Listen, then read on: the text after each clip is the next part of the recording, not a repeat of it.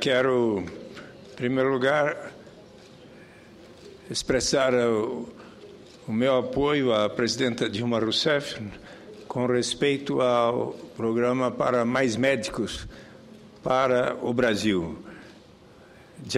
Com o diagnóstico feito, sobretudo, pelo ministro da Saúde, Alexandre Padilha, ela resolveu anunciar e tinha solicitado ao ministro para preparar este anúncio, mas no dia de ontem, uma série de medidas para que possa toda e qualquer região de nosso país, em especial aquelas regiões por vezes mais longínquas dos maiores centros urbanos, seja no meio rural, mas inclusive cidades médias, cidades pequenas, mas também ali na maior cidade brasileira, em São Paulo, por vezes, notamos a falta de médicos, mas, obviamente, também faz necessário a melhoria da qualidade de toda a infraestrutura que necessitam os médicos para bem realizar o seu trabalho. Mas eu tenho a confiança de que as medidas anunciadas pela presidenta Dilma, respeitando, obviamente, as palavras dos representantes das associações médicas que estão também colocando suas opiniões, por vezes críticas, das diversas medidas, mas o importante é o objetivo de se procurar assegurar que em cada ponto de nosso país haverá o número de médicos necessários e, inclusive, com a colaboração de médicos que poderão vir de outros países. Isto ainda estará melhor definido proximamente, mas se assegurando que os médicos que, porventura, venham do exterior para completar as necessidades que se fazem urgentes no Brasil, que possam esses médicos terem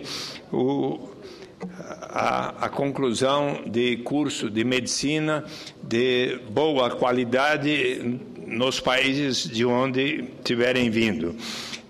Acho que nós vamos ter, no diálogo com os representantes de toda a classe médica e com o governo e com o Congresso Nacional, uma melhoria das medidas que foram apresentadas pela presidenta Dilma e pelo ministro Alexandre Padilha. Reitero também o meu apoio à proposta da presidenta Dilma Rousseff da realização de um plebiscito sobre a reforma política para que venhamos o mais rapidamente possível, estarmos respondendo aos anseios do povo brasileiro. Gostaria aqui de ressaltar hoje que me impressionou a revelação feita pelos responsáveis pela Transparência Internacional, segundo a qual 81% dos brasileiros taxam partidos como corruptos ou muito corruptos. Na entrevista dada hoje ao jornal O Estado de São Paulo, segundo a pesquisa Ibope, divulgada ontem pela Transparência Internacional, isso quer dizer que 4 de cada 5 pessoas põem em xeque a base de representação política no Brasil. E se comparados à percepção de moradores de outras áreas do globo, fica claro que os brasileiros estão mesmo descontentes. Na média dos 107 países que participaram da pesquisa organizada pela organização não governamental, algo em torno de 65% dizem que os partidos são corruptos ou muito corruptos. A mesma pesquisa diz que a situação se agravou no Brasil, pois 3 anos atrás o índice de descontentamento sobre o tema era de 74%. Ora, os dados nacionais de percepção de corrupção obtidos após a entrevista com 2.000 pessoas mostram também que, depois dos partidos, o Congresso é a segunda instituição mais desacreditada. Cerca de 72% da o classificam como corrupto ou muito corrupto. Na média mundial foram 114 mil entrevistas e o índice é de 57%. A pesquisa ainda perguntou se os entrevistados consideravam eficientes as medidas dos governos contra a corrupção. 56% dos brasileiros disseram que não, 54% da média mundial também. Portanto, o desprestígio dos partidos e dos políticos é muito grande, segundo Alejandro Salas, um dos autores do informe da Transparência Internacional. O resultado é triste. Os partidos políticos são pilares da democracia, segundo Salas. Na avaliação de Salas, o que tem sido positivo no Brasil é que as pessoas que saíram às ruas para se manifestar fizeram uma ligação direta da corrupção na classe política ao fato de não haver serviços públicos adequados. As pessoas fizeram a relação direta entre a corrupção e a qualidade de vida que tem. Para muitos, o mais dramático é que o Brasil cresceu nos últimos anos, mas as pessoas perceberam que os benefícios foram compartilhados e que não foram compartilhados e que parte disso ocorreu por conta da corrupção. Assim, os indicadores mostram que os brasileiros estão cansados de não saber como o poder é administrado, quem paga por ele, quem recebe e quem se beneficia.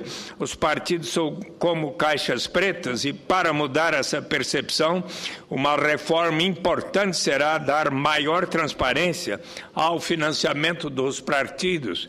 E esse é um dos pontos principais da reforma política e dos pontos propostos pela presidenta Dilma, que possa o povo estar tomando a decisão junto conosco, o que acha do financiamento público de campanha, o que acha do financiamento público combinado com o financiamento de pessoas físicas apenas e não das pessoas jurídicas, tal como propõe o movimento contra a corrupção e por eleições limpas, e com o qual eu estou de acordo que nós tenhamos a contribuição apenas de pessoas físicas, limitadas a uma quantia que possamos considerar de bom senso, equivalente, por exemplo, ao valor do salário mínimo, em torno de R$700.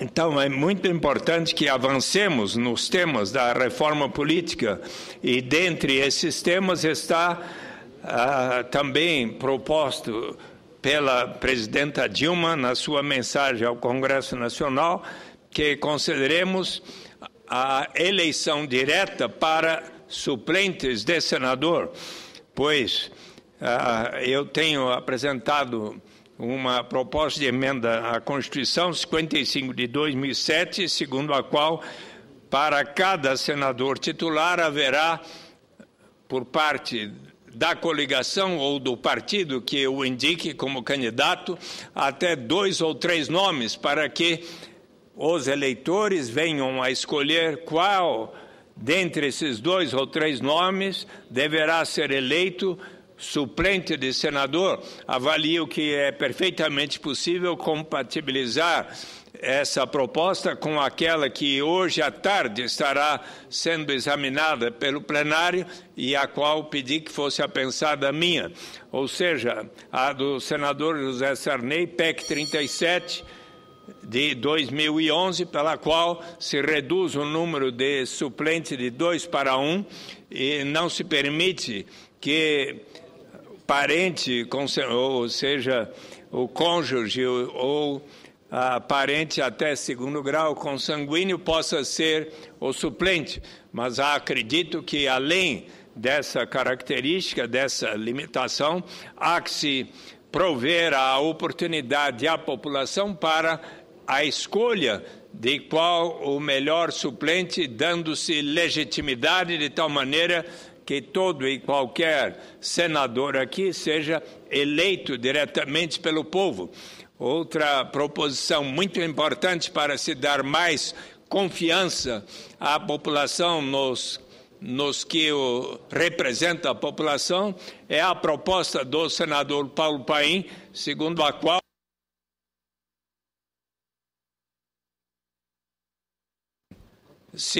qual toda a votação aqui deve ser aberta, de tal forma que, para qualquer assunto, mesmo para votar autoridades, ou para votar a favor ou não a derrubada de vetos, para confirmar ou não os vetos da presidenta Dilma, por exemplo, que nós estamos para votar ainda nesta semana, eu acho que será muito melhor se nós pudermos, perante a população, mostrar qual é a nossa decisão, a de cada um dos senhores senadores. Por isso, cumprimento o senador Paulo Paim por essa proposta que tem todo o meu apoio do voto aberto. Com muita honra, concedo à parte, senador Paulo Paim. O senador Eduardo Suplicy primeiro, mas cumprimento a Vossa Excelência em relação ao suplente. Eu entendo também que o suplente tem que ser eleito. O seu critério é um. Eu até fui um pouco mais arrojado. Uma vez quando perguntaram para mim, há pouco tempo atrás, agora uma semana, como é que eu vi esse quadro, eu coloquei 3 questões. Financiamento público de campanha, mas misto. Assegurando que... Misto. Misto só para pessoa privada e não pessoa jurídica. Isso, e um limite máximo de R$1.000. Para pessoa privada, muito bem. R$1.000. De acordo. Segundo, sou favorável do voto proporcional, também misto. Do voto distrital misto. Também estou de acordo. E sou favorável que o suplente tem que ser eleito, sim. Sim. Ou é da sua forma ou de outra forma. Por exemplo, a última eleição no Rio Grande do Sul. Eu fiz em torno de 4 milhões de votos de 6 milhões. Mas o que não se elegeu fez 3 milhões.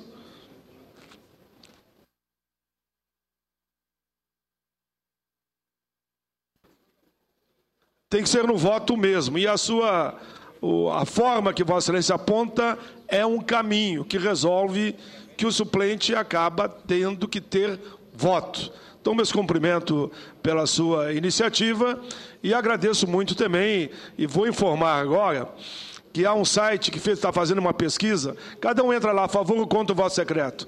Já está em 300 mil pessoas... 300 mil pessoas se cadastraram só para dizer que querem o fim do voto secreto em todas as circunstâncias do Congresso Nacional. Eles vão atingir nesse site mais de 1 milhão de assinaturas. E aproveito, por fim, para cumprimentar aqui na tribuna o prefeito de Tio Hugo, meu amigo lá que está aí com a sua equipe. Sejam bem-vindos. Eu sei que lá em Tio Hugo eles estão assistindo agora e vocês estão assistindo um grande senador da República, que é o senador Eduardo Suplicy. Meus cumprimentos também ao prefeito. Muito obrigado. Toda a força para que votemos o voto aberto e de maneira definitiva e para tudo, senador Paulo Paim, para todas as nossas decisões aqui tomadas.